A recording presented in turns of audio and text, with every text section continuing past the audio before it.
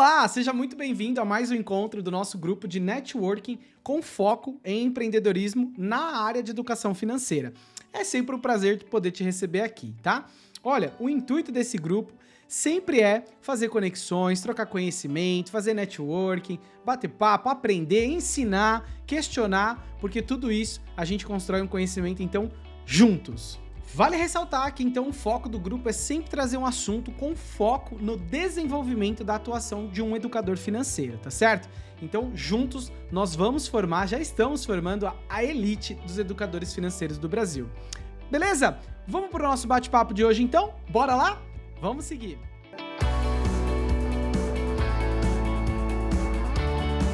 Seguindo, então, para o nosso tema de hoje, a nossa palestra, que é o ápice do nosso encontro. Temos então o convidado, Rodrigo Arboes. Ele é especialista em mercado financeiro, tem as certificações CEA, Ancora, assim como o Thiago, são certificações extremamente importantes para quem quer atuar no mercado financeiro, para quem quer se qualificar, confere um selo de Tem o Yuri também ali, né? Sinalizando também que ele tem as certificações, né, Yuri? É isso? Legal, muito bom. Legal, Yuri, muito bom, muito bom. Assim, depende muito, né? Eu acho que o Rodrigo vai falar um pouquinho disso, mas dependendo do que a gente quer fazer, tem as certificações certas, é importante para não ter nenhum problema com os órgãos certificadores e também para não causar nenhum problema para o cliente, né? Porque, afinal de contas, essas certificações atestam que você sabe o que está fazendo. Não significa que você é um bom profissional, porque tem. Aí já é outra história, né? Ele é fundador e diretor da Você Bancário, empresa que eu tenho muito orgulho, muito carinho, que eu fui sócio durante muito tempo, a gente construiu do zero, então levo isso no coração. E o tema é Mercado Financeiro e seus participantes, uma introdução ao mercado.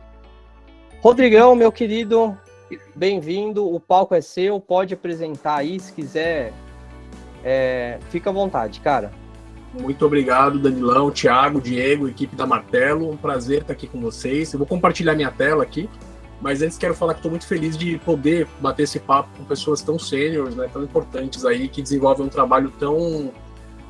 geralmente nós, né, que trabalhamos com investimentos ou educação financeira e passamos dos 30, continuamos a nos dedicar a isso, a gente gosta muito do que faz, né? Então... normalmente a nossa paixão é também a nossa atividade, não só o resultado dela, né? Até porque ele é um resultado que é um pouco ingrato e demora para vir, né? Então, eu vou compartilhar aqui a minha tela. Eu fiz um mapinha mental, não tão bonito quanto a sua apresentação aí, Dan, mas eu acho que dá para o gasto, tá? Só um minutinho, peraí. Compartilhar uma guia.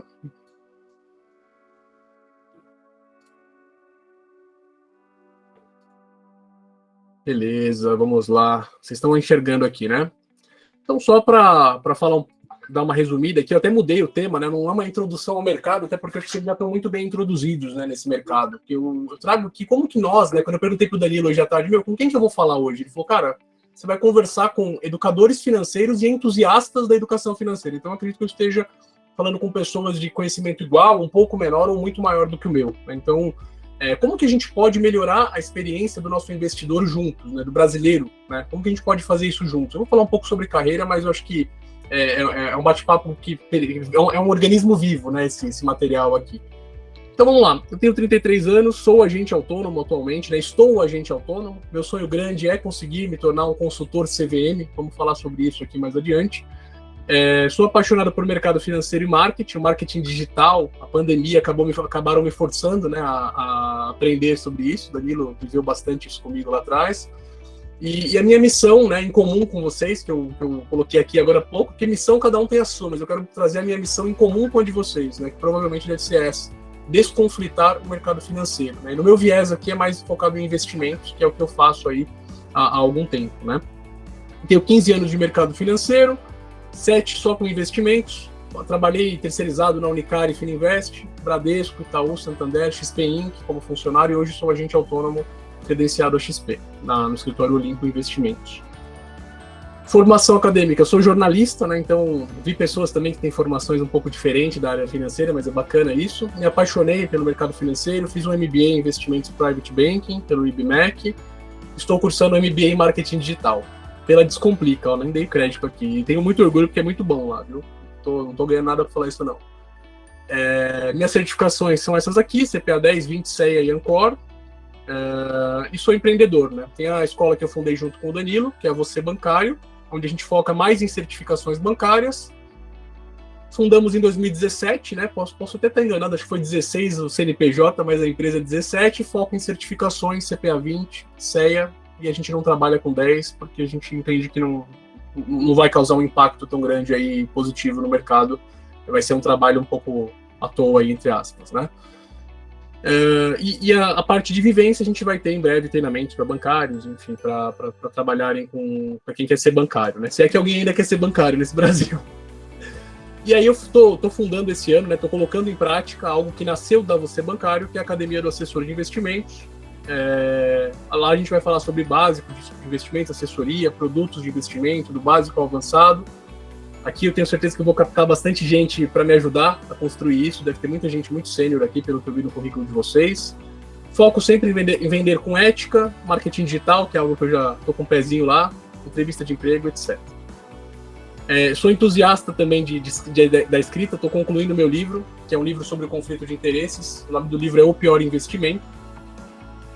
Previsão para novembro de 2022, né? Faltam alguns ajustes e contarei com a contribuição em histórias de vocês, porque acho que também é um organismo vivo, né? É difícil escrever um livro sobre conflito de interesses e não ter que fazer várias edições dele, porque da mesma forma que a ciência evolui, o brasileiro, principalmente, gosta muito do jeitinho, né? Enfim, de levar vantagem em tudo. Então, isso aqui é um pouco da minha história. E agora vamos ao que interessa de fato, né, que é o nosso tema aqui, né? Hoje eu vejo um grande problema no mercado financeiro que, primeiramente, né, que é o nosso contexto atual. Da última vez que eu pesquisei a respeito dessa estatística, 95% do investimento do brasileiro estavam pessimamente mal alocados, né, e geralmente em poupança ou produtos que estão tomando uma surra do CDI. Né? Então esse é o nosso contexto de mercado hoje. Não sei se todos aqui têm essa mesma opinião, mas pelo que eu vejo assim, no meu dia a dia, isso se reflete até em carteiras de grandes investidores, né? E falar um pouco sobre o maior problema, que é o conflito, né? Por que tem tanta grana mal investida? Primeiro, o gerente do banco, né? O gerente do banco enfia a capitalização do cliente, seguro ruim, venda casada, investimento enviesado para a meta que eles têm no banco, previdência, COI, etc. Faço um parênteses, né, os gerentes do banco que não são nossos alunos, né, porque a gente não ensina isso lá na Você Bancário. E aqui é algo que, se eu falar muito sobre isso aqui, eu estou falando mais do mesmo, né? Os bancos até acordaram bastante nesse tema de melhorarem os produtos, mas a gente sabe muito bem que tem muito, muito a ser melhorado pelos bancos, né? E aí eu trago aqui também uma reflexão, será que só o gerente do banco tem conflito, né? Eu coloco a minha pele aqui em jogo quando eu falo sobre isso, porque eu também sou profissional de investimento e agora eu sou agente autônomo, né? Muitos escritórios, muitos assessores têm aquele viés de ROA, de vender para o cliente que dá mais comissão, ter uma alocação irresponsável, e muitos deles são ex-gerentes de banco, então às vezes o cara nem tem tanta noção do que ele está fazendo ali, né? Mas na maioria dos casos, infelizmente, é um viés mesmo consciente ali de, tem meta para bater, tem que ganhar comissão e etc. Então, acaba conversando muito com o que eu quero combater aqui junto com vocês e nesse e em outros encontros também. Fala sobre os assessores, né? Os caras, às vezes, o mais comum, né, que a gente vê é cara que vende COI ali, adoidado. Já cansei de ver que a carteira de clientes, de investidores ali, prospects, que estão com 50%, 60%, 70% em COI, ou ofertas públicas em excesso, que a gente sabe que dá mais comissão em geral, né? Muitos ex-gerentes, como eu falei, que nem sempre possuem conhecimento e diligência, acabam orientando esses investidores, enfim. Então, só coloquei essa observação aqui para a gente tomar cuidado com a generalização, né? Então, esse é o nosso contexto de mercado. Quais são as causas e motivos para isso, né? Apesar de parecer meio óbvio, nos bancões, meta, e as fintechs aí que estão chegando e acabando com a margem de spread dos bancos. Então, os bancos, ao mesmo tempo em que eles melhoram algumas coisas lá de produtos, dão acesso para o investidor a mais produtos, os bancos também precisam gerar mais receita. Então, isso acaba impactando também nessa área aqui, que é a área de investimentos, tá? Agente autônomo, acabei já falando bastante aqui, mas aquele foco, receita. Alguns escritórios acabam trabalhando com metas, né? Às vezes por ter alguma cobrança da instituição, enfim. Então, algo também que cabe aqui para nossa reflexão, para a gente se juntar e combater esse conflito, tá? Existem conflitos aqui, eu acho que vocês vão ensinar muito mais do que eu poder ensinar para vocês, que são corretores de seguro, consultores CVM também deve ter algum tipo de conflito ali, como trazer para uma instituição e não para outra, ainda que tenha o FII fixo. Enfim, brasileiro sempre dá um jeito de corromper, né, alguma coisa. Então, eu aceito comentários de vocês, né, como o Dan comentou comigo, que era um pessoal mais que já era planejador, educador e entusiasta. Depois eu aceito aí no nosso momento de bate-papo sugestões, até para eu agregar lá no meu livro, tá? E aí, existe uma solução para esse problema? Acho que uma solução definitiva, acho que nunca vai existir, né? Até nos Estados Unidos, os financial advisors ainda têm bastante conflito de interesses. Mas eu trago algumas ideias aqui que a gente pode compartilhar entre nós, tá? Educadores, consultores e planejadores, o que a gente pode fazer? Ter uma abordagem adequada e consistente nas redes sociais. Eu até fucei aqui o Instagram da Lilian, né? Eu vi que ela tem bastante seguidores, ela falou que era influenciadora, eu já sou viciado em marketing, já fui seguindo. Então, pessoas, provavelmente ela deve falar sobre isso, sobre conflito, etc. Mas eu faço esse apelo a vocês todos aqui, que acabam sendo autoridades para os clientes e para as pessoas que enxergam vocês como referência, para que a gente fale mais sobre conflito de interesses nas redes sociais e para que o cliente consiga se conscientizar. Até por isso que eu escrevi meu livro, né? Estou escrevendo meu livro, né? Faltam algumas coisas. Vamos falar mais sobre conflito de interesse, não só falar para o cara se organizar financeiramente ou para ele investir melhor, que é o que eu acabo falando no meu Instagram, que eu criei agora, lá depois eu vou passar para vocês, mas para a gente bater mais forte no conflito, porque eu acho que se nós profissionais não batermos muito forte nisso, o próprio brasileiro vai demorar muito para ver valor no educador financeiro, no consultor CVM e até mesmo no agente autônomo de investimentos, no profissional do banco, que apesar de existirem muitos maus profissionais, a gente tem profissionais excelentes. Modéstia à parte, eu me considero, do ponto de vista ético, excelente profissional. Opa, beleza.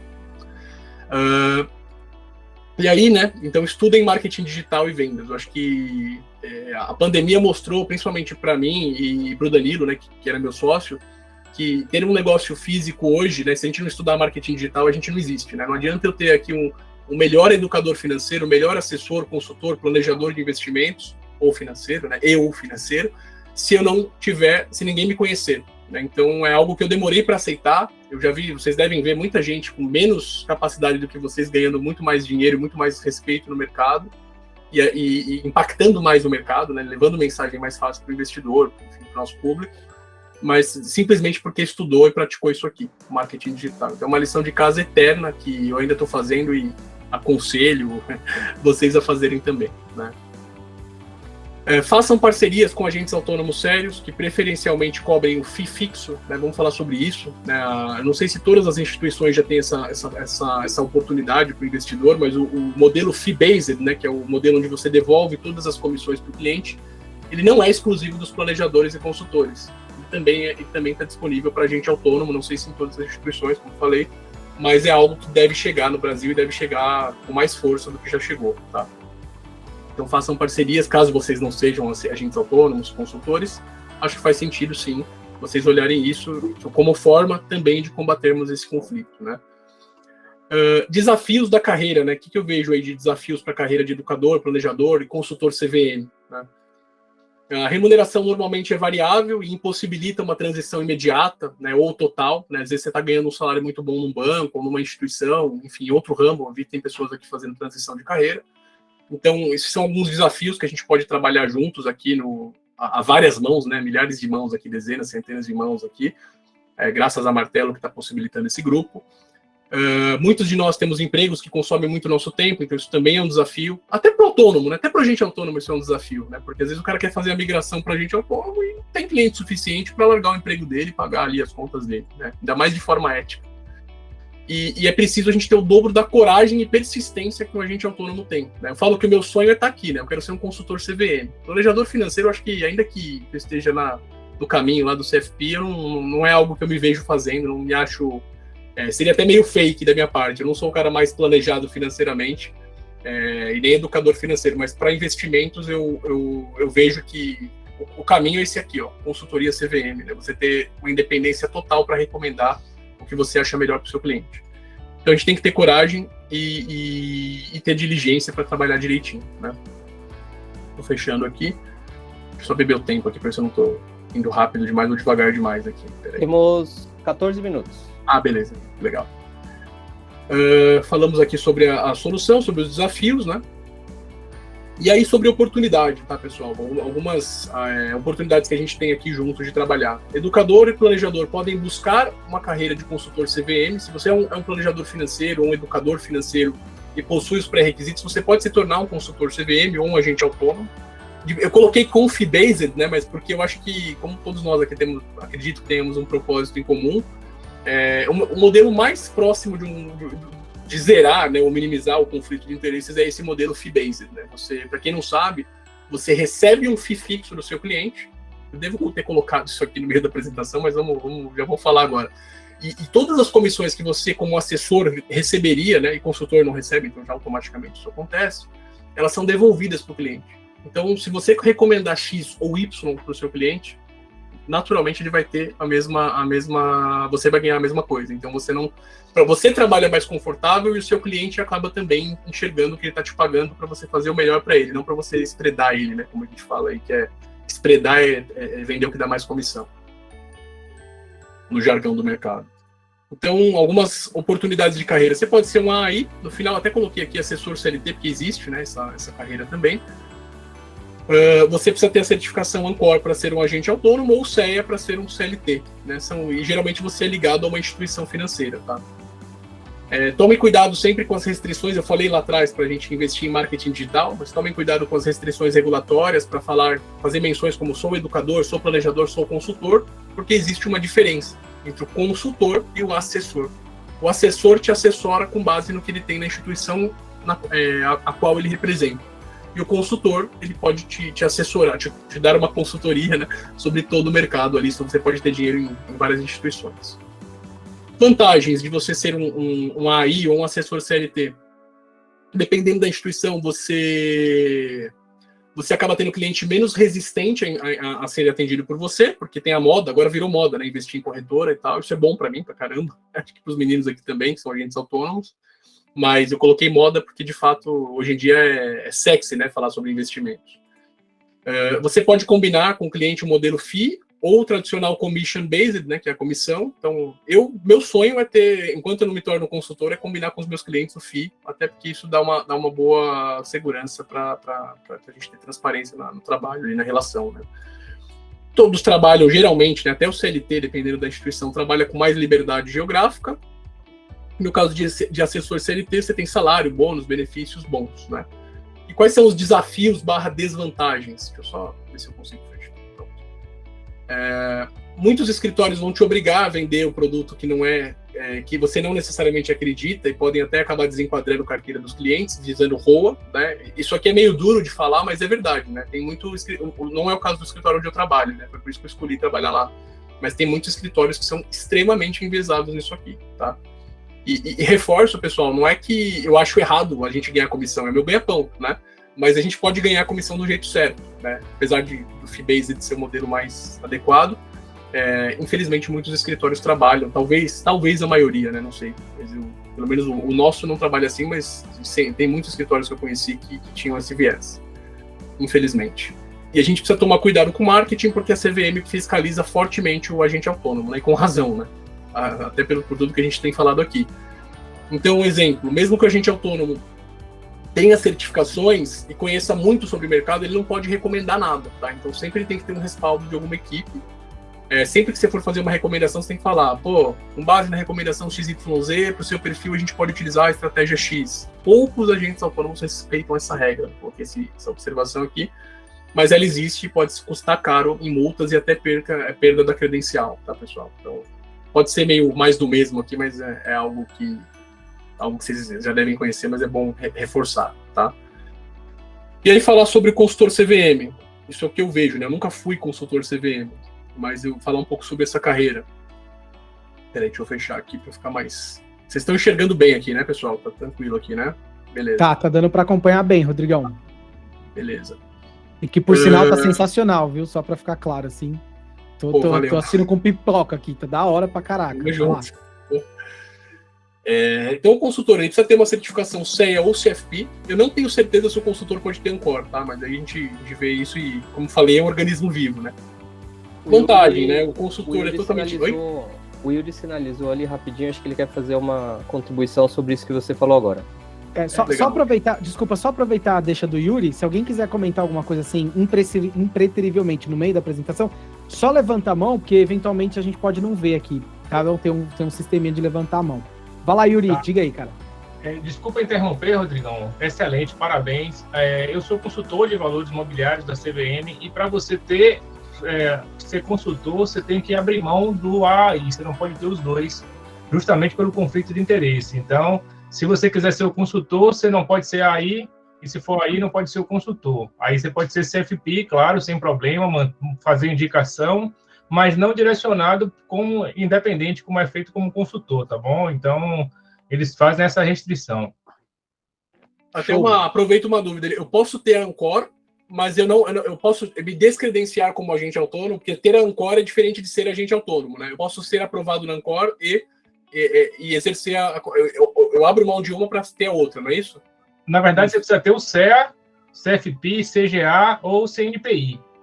São as 4. A partir dessas aí você pode virar o consultor. O AI, ele não te autoriza a ser consultor justamente por causa da questão do conflito de interesse. CNPI, CGA, CFP e CEA.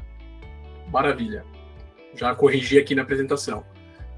E aí são totalmente independentes, né? Acaba até entrando em vantagens isso aqui. Até vou colocar aqui dentro de vantagens. Cadê? Beleza, são totalmente independentes, podem ter custódia em várias instituições, né? Até me corrija aí se quiser, Yuri, mas pelo que eu me lembro é isso. Então você pode ter um cliente que tem Warren, XP, BTG, Bancão, ele vai te pagar um FII e você vai não administrar, porque é o gestor que faz isso, mas você vai ser o consultor dele em todos do todo, né? O modelo é o fee-based, não existe modelo commission-based para consultor, até onde eu sei, né? Não teria sentido. Todas as comissões, rebates são devolvidos para o seu cliente. Normalmente você pode cobrar, pelo que eu pesquisei, depois o Yuri me corrige aí, de 0,5% a 1% ao ano, que é o que eu vi na média, dependendo da estratégia da empresa. Não sei se você é um consultor totalmente independente, um PJ, né? Um consultor PJ, ou se você é vinculado a alguma empresa. Tende a ter mais confiança do cliente, porque se você vender X ou Y, sua comissão é a mesma, né?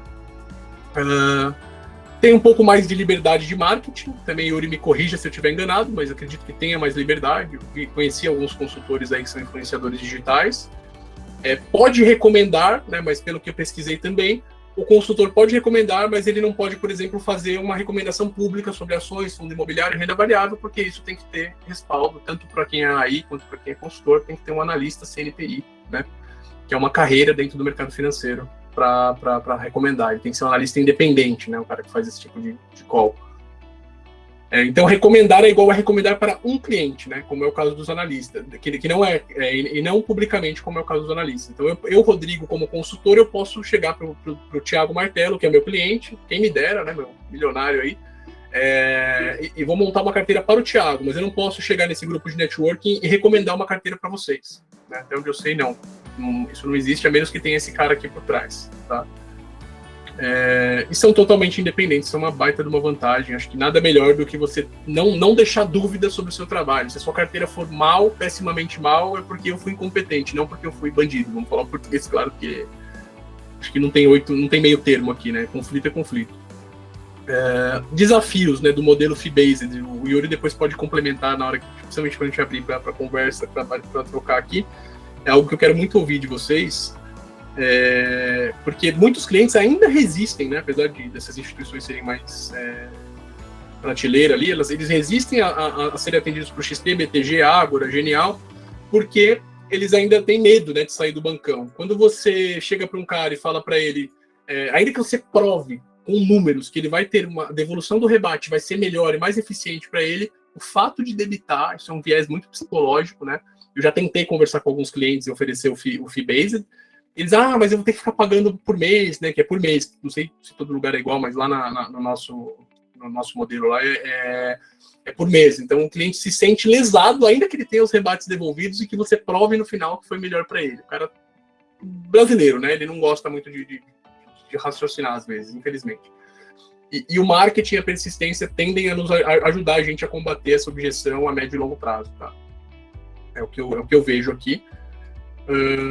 E pelo que eu tenho observado, não só o mercado de AI, mas também o de consultoria tem conquistado espaço e é possível que hajam casos de migração de carreira em que o profissional pode receber um salário ou o que a gente chama de mínimo garantido, né? Quando o escritório de agente autônomo olha para você e fala, pô, o Thiagão tem uma carteira muito boa, o cara é da alta sociedade ou é um gerente private, etc. Eu posso pagar um mínimo garantido, posso pagar uma luva, enfim, alguma coisa para esse cara sair com segurança do trabalho dele e montar uma carteira, né?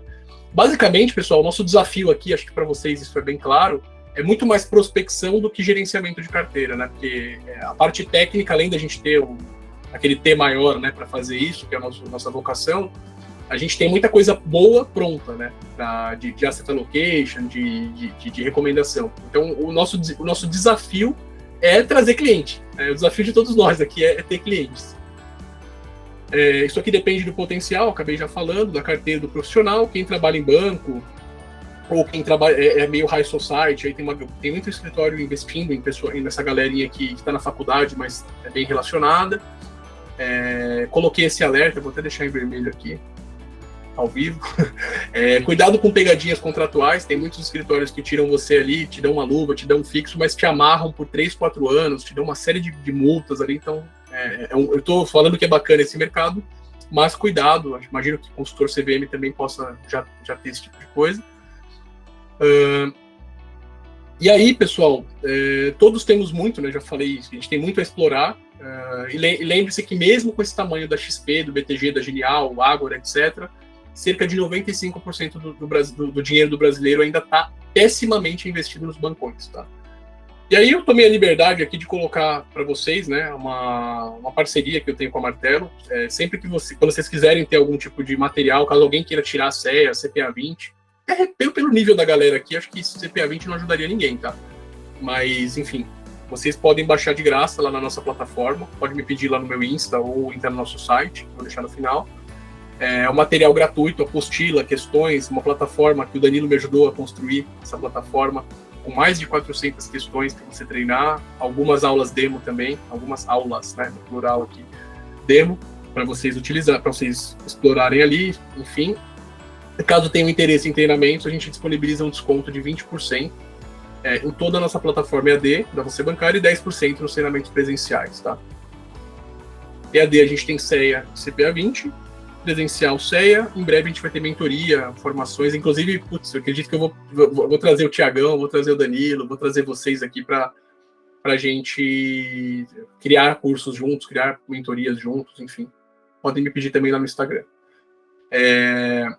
Só uma observação que eu acho que eu não devo ter colocado na apresentação, mas eu acho que é legal deixar. Eu escutei alguém falando que cuida de PJ e PF aqui. Gente, o mercado de pessoa jurídica, né, para quem não sabe, ele está muito mal explorado, ele está ainda pior explorado do que o mercado de pessoa física, né? O mercado de pessoa física, XP, Genial, BTG vieram batendo nos bancões desde 2014, 15, e os bancos já acordaram, a gente ganhou um share legal aí no mercado, mas pessoa jurídica está começando a ser visto com um pouco mais de força, e quem tem bastante contato com empresas, cara, tem uma grande fatia do bolo para morder aí e melhorar muito a forma como o brasileiro, como o empresário brasileiro investe e aloca o seu caixa e etc. Tá?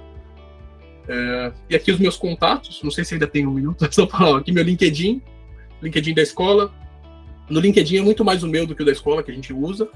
Instagram eu criei um para mim, que é onde eu vou falar sobre investimentos para investidores. Comecei a falar, onde eu vou falar sobre meu livro. Da escola esse aqui, que já existe há mais tempo. Você Bancário. Até é difícil, viu, pessoal, esse nome Você Bancário, que nem todo mundo quer ser bancário mais. Ou o cara quer ser consultor, educador, planejador ou assessor. Mas ainda tá lá, estamos forte lá ainda com Você Bancário. Agradeço pelo tempo.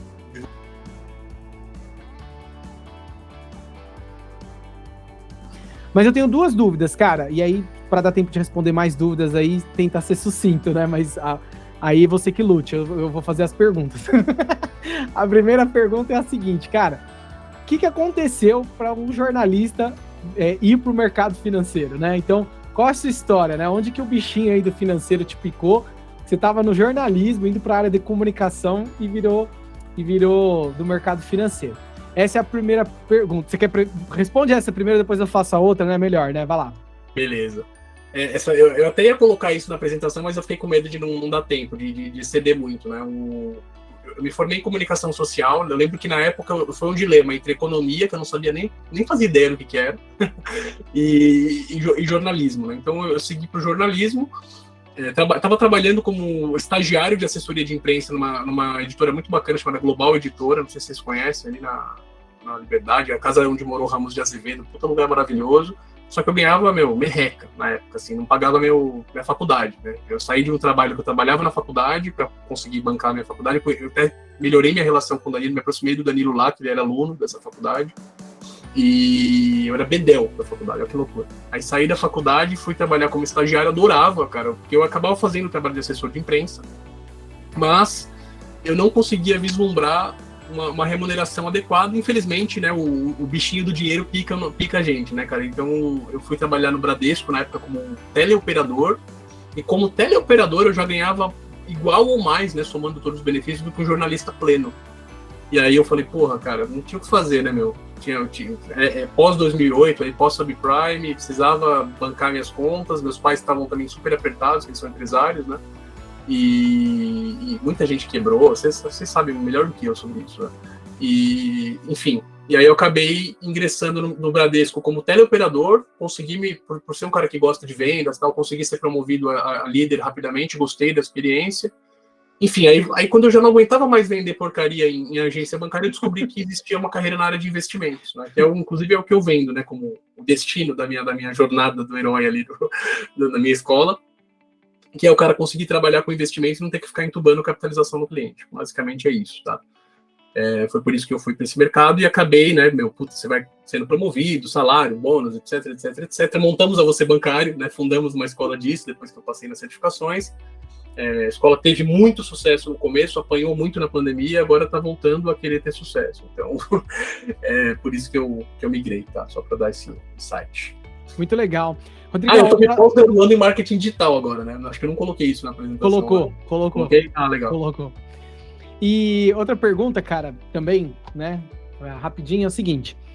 Eu tenho notado que atualmente, o mesmo apelo que o mercado, que as escolas, que as empresas estão fazendo hoje para o consultor CVM é o mesmo tipo de apelo, quantidade de mensagem, tudo para assessor há 10 anos atrás, 5 anos atrás, né? Então, assim, há 5 anos atrás, o assessor era, meu Deus, olha, vire assessor e fique milionário. Teve muita gente que saiu de banco indo atrás do ouro de tolo, né? De virar assessor e ficar milionário, aí viu que não era bem assim. Teve gente que ficou, teve gente que não. Teve gente que veio pro mercado e voltou pro bancão para poder voltar a ter salário e ticket, então, né? Como a gente sabe.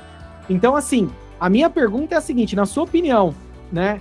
Se você acha que hoje o consultor CVM, ele se tornou, então, agora tá no centro, né? Tá assim, no centro aí de oferta, de cursos e tudo mais e tal, para justamente tampar como é mal visto hoje, né, por alguns investidores o AI, e se tende a ser prostituído, com perdão da palavra, assim como foi o gerente de banco, assim como foi coaching, não tem muito a ver aqui, mas também teve esse caso, e aí, né, assim como o AI, né, em alguns casos aí, alguns clientes já falam, não, eu prefiro ficar no banco que lá, pelo menos o bandido eu já conheço, né, aí é um bandido novo às vezes, né, enfim. Então, como que você vê isso, cara, né, porque eu tenho visto realmente, assim, um levante enorme do mercado tentar enfiar a goela abaixo, assim como enfiaram aí há 5 anos atrás, o consultor CVM atualmente. Cara, eu vejo, assim, o que eu vejo de problema na profissão do consultor CVM é você vender para o investidor, né? Algumas empresas já estão fazendo isso, infelizmente. Você comoditizar o trabalho. Falar, pô, eu tô sendo seu consultor, seu wealth management, né? Seu wealth advisor, sei lá como que chama isso. E aí o cliente chega lá e tem 5 mil clientes na carteira do consultor dele. Então é algo que eu temo um pouco por isso, mas acho que é inevitável, né? O famoso mais com menos dos bancões. Então, para quem está começando, para quem vai começar a surfar essa onda, eu vejo muito que se você começar num CLT, eu tô falando isso totalmente de achismo e do que eu percebi em uma das consultorias que eu contratei como curioso para ver como que ia ser, né, a conversa. Eu contratei não, né, que eu participei como prospect dos caras. Eu percebi que algumas empresas estão já criando um modelão meio gerentão de banco. Tipo, eu tenho aqui a carteira do advisor, lá, o asset allocation, joguei ali, e o profissional que lute para conseguir gerir uma carteira de 2.000 clientes, lá, 1.000 e pouco clientes, né? Então, isso é um problema, né, que eu acho que pode acontecer. De conflito, até quero escutar muito mais de vocês isso, mas eu acredito que possa existir algum tipo de conflito que até acaba sendo uma corrupção direta, né? Porque, se um consultor CVM ganhar alguma vantagem por indicar um fundo X ou Y, por exemplo, né? Fundos, papéis, etc., ele está sendo mais do que conflitado, ele está sendo claramente um criminoso, né? Mas eu acho possível, principalmente por estarmos no Brasil, que infelizmente tem essa cultura enraizada, né? Mas não tão provável, tá? Quanto aí. Acho que daqui 10 anos talvez a gente tenha uma conversa semelhante a essa, mas pensando se automatiza ou não esse modelo. Sei lá, tá tudo tão rápido, né, cara? Principalmente pós-pandemia, que não dá pra ser a mãe de Ná aqui do negócio. Muito bom, Rodrigão, legal te ouvir. Na verdade, Rodrigo, parabéns aí pela apresentação, fantástica, viu? Eu acho que você deixou de maneira clara aí para quem pretende entrar no mercado financeiro aí de maneira... Quando eu falo mercado financeiro, eu falo de educação financeira, investimento, eu acho que tá tudo, não tem como você separar, tá tudo, são fases, né? Você prepara a pessoa desde a parte de começar o orçamento para a pessoa conseguir poupar para no segundo momento começar a investir, não tem como você distinguir isso. E acho que a forma profissional é essa mesma, as pessoas têm que entender como é que funciona o mercado.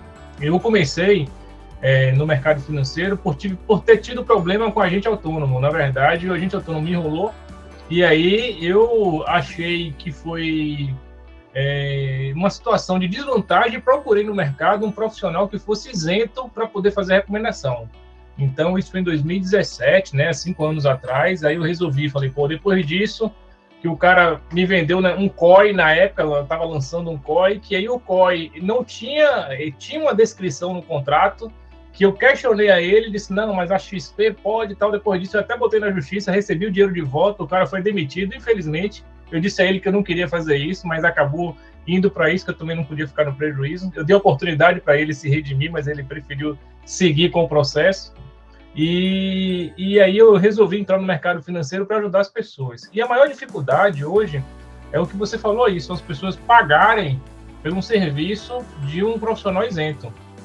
Eu tenho um cliente que paga por mês para ser conselheiro, para a gente fazer, ele tem conta na XP, CTG... Desculpa te interromper, mas a pergunta, bonitão, vamos lá, pergunta. Desculpa. A pergunta é, como é que você vai conseguir fazer essa diferenciação para que um cliente consiga daqui para frente entender que se ele pagar, ele vai ter um retorno maior do que simplesmente ele deixar o spread lá na mão da instituição? Então, aí é um desafio. Como que eu, Rodrigo, estou fazendo aqui na minha carteira, né? Porque eu já estou tentando implementar esse modelo. Eu tô convencendo uma cliente que confia demais em mim a aderir a esse modelo fee-based. Ela já confia em mim com commission, tá? Tipo, mas eu tô batendo um papo com ela para que ela faça adesão a esse modelo, e daqui 1 ano, ou 6 meses, eu não sei qual que é a melhor janela, eu possa usar a carteira dela, obviamente, tirando o nome, etc., com todos os disclaimers ali de Bacen, de sigilo bancário, né? E utilizá-la como exemplo para vender, mas que é a tal da prova social, né? Que a gente usa aí, tanto no vendas quanto no marketing. Mas, cara, ou tentar pegar isso de alguém que já faça, mas nada melhor do que você mostrar de um cliente seu, né? E é muito difícil também, eu vejo, até é algo que é subjetivo eu falar isso para você, Yuri, pelo seguinte, cara, porque eu posso ser um baita de um cara sem conflito e passar por um período macroeconômico horroroso, como a gente está agora, né, de conflito geopolítico, de eleições no país do futebol, né, na terra do Piniquim. Então, é um desafio grande, porque às vezes eu posso, às vezes o cara conflitado teve um resultado histórico de um ano maior, né, que é uma porcaria, né, isso, porque o cliente, graças a vocês, estão melhorando isso, porque vocês são educadores financeiros e devem explicar para ele, mas além da questão do conflito, existem esses fatores externos que influenciam no resultado e no como a gente vai vender, porque eu posso mudar o FII e ela falar, quando você ganhava comissão era melhor, né? É verdade, pode acontecer. foda. Boa noite, Rodrigo. Obrigado aí pelo tema. Aproveitando aí que você vem dessa questão do marketing digital, como que você pode nos dizer, para nós que somos educadores financeiros, porque quando você vai falar para o cliente brasileiro, cara, que não tem preguiça de estudar e às vezes joga na sua responsabilidade o resultado dele, e não adianta você chegar e falar, cara, o agente de autônomo, planejador, o CFP, todas essas letrinhas para ele é uma sopa de letras, né? Então, como que o marketing digital pode ajudar a gente, assim, explorando isso e mostrando qual que é a autonomia que cada um desses profissionais tem e quanto o cliente ganha se ele pega um AI, se ele pega um CFP, enfim, se ele pega um cara da CVM, como você falou. Cara, o marketing digital, eu vejo que ele já tem me ajudado muito, mas isso não na parte de captar investidor, mas na parte de escola, de profissionais. Você tem que mudar as crenças das pessoas, né? Pô, Rodrigão, falou e não disse nada. Mas quando eu falo em crença, eu acho que você pode fazer eu posso até, se o Thiagão e o Danilo, o Diegão aí, tudo me convidarem para vir aqui de novo, acho que eu posso trazer um pouco do que eu tenho aprendido com alguns cursos gringos que eu fiz. Não, já só marcar a data, querido. Vamos marcar a data. Marketing de conteúdo. Vamos marcar. Eu acho que tudo gira em torno de você ter uma única crença, cara. Qual que é a minha única crença hoje nesse Instagram que eu tô começando do zero aí, que é o rodrigoarboes.com.br, tá lá no PDF. Se você a crença que eu prego que deve ser parecida com a de vocês. Se você não tiver uma pessoa totalmente isenta e comprometida com o que é melhor para você e seus objetivos, cuidando do seu investimento, a chance de você ter uma carteira péssima que vai prejudicar até sua aposentadoria lá na frente, ainda que você seja um puta de um cara educado financeiramente, do ponto de vista economia, poupança, etc. Poupar, né? Não poupança. Poupar. Você vai ter uma aposentadoria ruim ou nem vai ter aposentadoria. Então, é um pouco disso, tá? No caso de vocês, cada um vai ter uma crença, mas levanta todas as dores, todas essas questões de até o que eu trago no livro, né, no Pior Investimento, as possibilidades de conflito de interesse existentes, e crie conteúdos de valor para o seu cliente na rede social em torno disso, tá?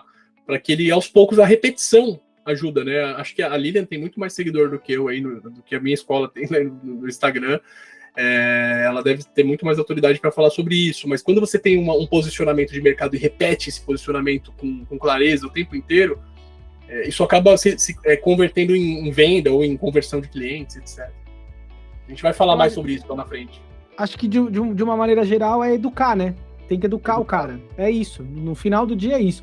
E o marketing digital, ele se torna um braço. Ele é uma ferramenta de educação, né? Também. Pro bem ou pro mal, né? Mas enfim. Ô, Wagner. Eu tinha... Opa, desculpa. Uma coisa que o Rodrigo falou lá atrás, né? Enfim, falar um pouquinho aqui sobre o que você perguntou. Infelizmente, Wagner, a gente vê que uma máxima nesse mercado de marketing digital, infelizmente isso acontece, tá? E quanto mais cedo a gente aceita isso, melhor porque a gente consegue se posicionar e agir. Mas dentro do marketing digital, parecer ser é mais importante do que ser. Então, se você tem uma embalagem legal no seu marketing digital, se você faz com consistência, constância, frequência, algumas premissas, cara, você vai conseguir atingir alguém.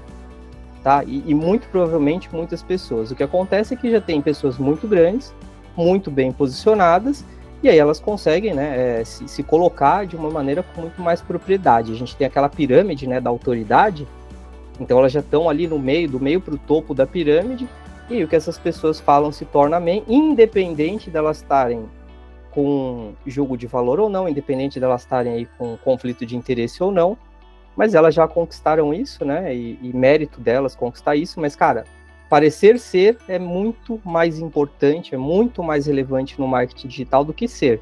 Então, se você souber parecer ser, você vai conseguir aí educar bastante a sua audiência.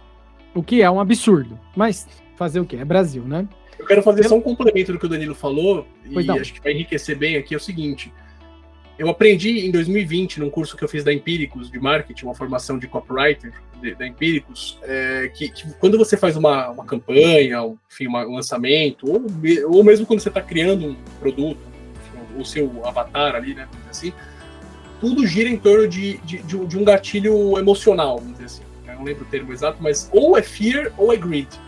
Olhando para as pessoas que estão aqui com a gente nessa reunião, que a maioria trabalham com o propósito de educar financeiramente, ou de assessorar, ou de ser um bom consultor, né, uma pessoa que está buscando o melhor para o cliente, no nosso caso, por mais doloroso que pareça, eu acho que a parte fear é muito mais forte do que greed.